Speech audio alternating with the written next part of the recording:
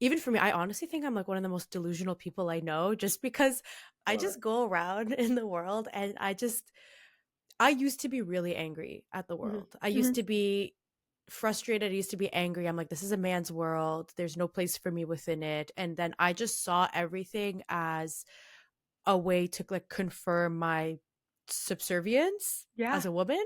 right. But it, and the world hasn't changed since I changed my thinking. It's only been a few years, but Yeah. I changed the way I interpreted everything and the way I carried myself in the world.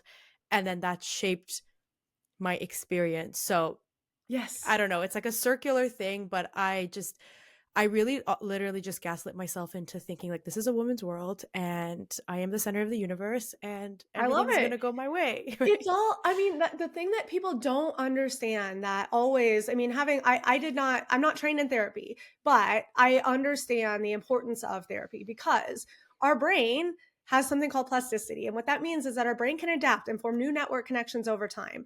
And Nikki, exactly how you just described, your default way of thinking was this is a man's world. I can never get ahead.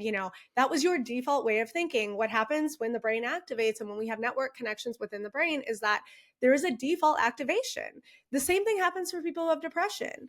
I've been fighting, like fighting an illness, and basically, like this weekend, I was definitely feeling low. Like I felt icky. I was feeling sad for myself, and I realized I had to snap myself out of it because I realized I choose my attitude and my perceptions about the world, and so the same way for people who have depression, they have a default network that leads them to think negatively as opposed to thinking positively, but that can be changed over time.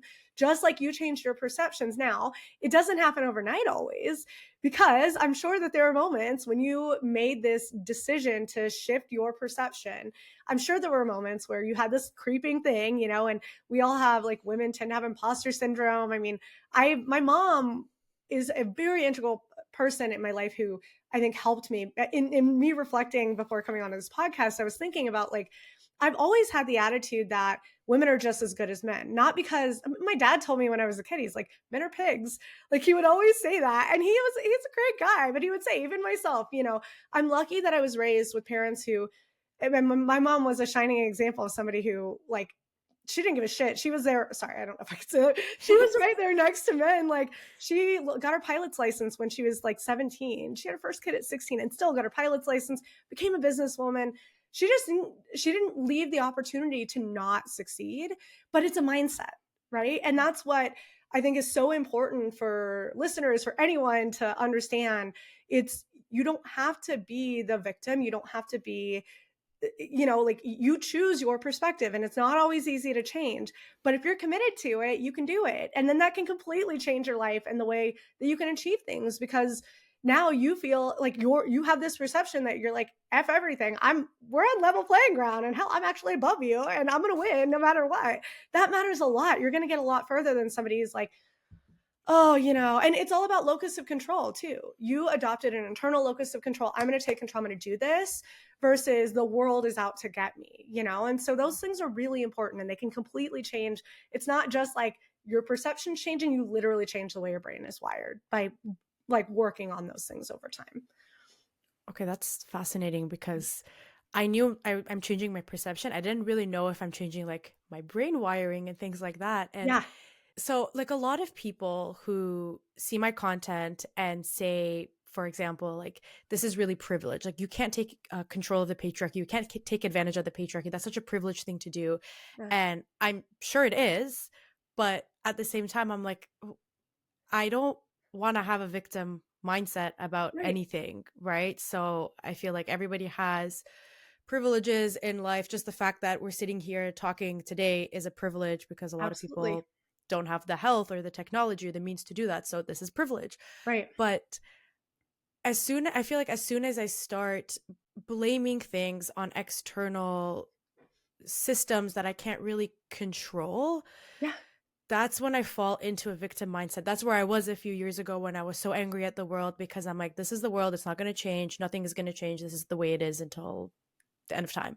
Yeah. But flipping the script. And that's why I say I'm delusional. Like I don't know, but No. it's And worked for me. yeah, and that's again in psychology, that locus of control. There's been tons of research that show that people who adopt an internal of control, I am control over my own success, what happens in the world. I'm not the victim. The world is not happening to me. I'm happening and choosing my experiences.